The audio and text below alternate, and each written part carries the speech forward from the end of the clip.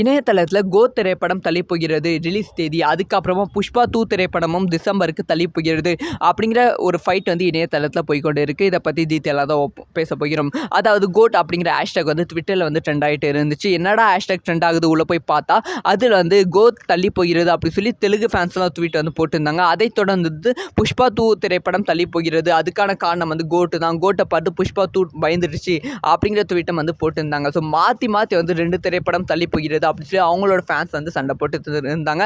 ஆனால் உண்மையான ரீசன் என்னன்னா புஷ்பா 2 திரைப்படம் தான் தள்ளி போகிறது. படத்தில் வந்து சில காட்சிகள் இருப்பதால், அது மட்டும் இல்லாமல் அந்த ஆகஸ்ட் 15ஆம் தேதி தமிழ் சினிமாவிலேருந்து நிறைய பெரிய ஹீரோ திரைப்படம் ரிலீஸ் ஆகுது.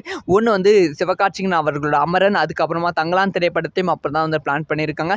அந்த டைமில் வந்து புஷ்பா 2 திரைப்படம் ரிலீஸ் ஆனால் ஒரு மிகப்பெரிய கிளாஷாக இருந்தாலுமே வந்து புஷ்பா 2க்கு வசூல் ரீதியாக பாதிப்பு உண்டாகும், முக்கியமாக வந்து திரையரங்குகள் கிடைக்காது அப்படிங்கிற ஒரு காரணத்தினால் வந்து புஷ்பா 2 திரைப்படத்தை டிசம்பர் 20ஆம் தேதி வந்து தள்ளி வச்சிருக்காங்க.